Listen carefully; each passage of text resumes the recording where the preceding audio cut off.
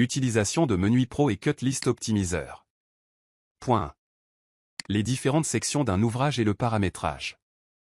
L'utilisation de Menuis Pro et de Cutlist Optimizer permet de gérer, dans cet exemple, plusieurs types de sections différentes. Massif. Carolet de 85 mm. Carolet de 105 mm. Carolet de 110 mm. On enregistre l'ouvrage, puis on observe les paramètres de l'essence appelée pain.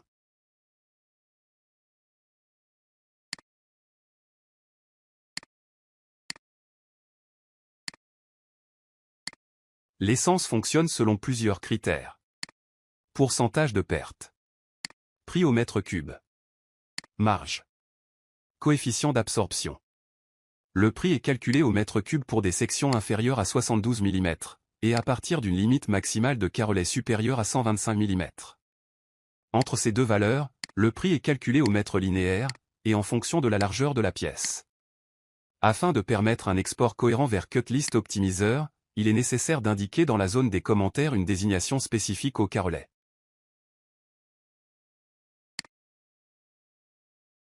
Deuxième point. Exportation des données. Une fois la préparation terminée, on passe à l'exportation des données. L'export se fait au format CSV. Saisir un nom de fichier type référence de l'ouvrage, du chantier, selon l'organisation de l'entreprise, etc.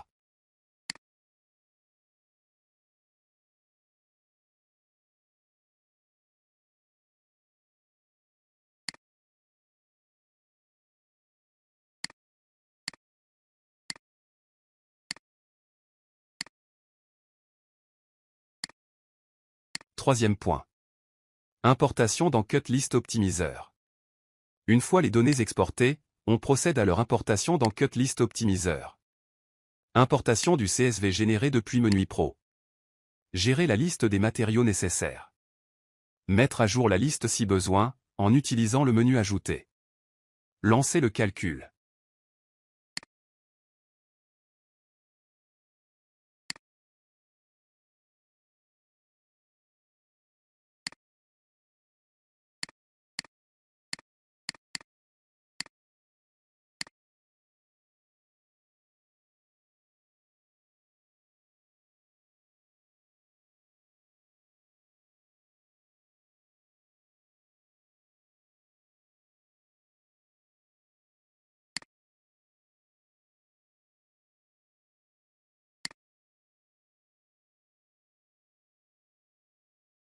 Modification de l'affichage.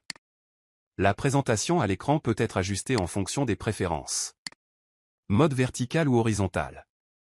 Activation ou désactivation des couleurs. Activation ou désactivation des dimensions. Une fois la mise en page validée, il est conseillé de verrouiller l'affichage pour éviter toute modification accidentelle.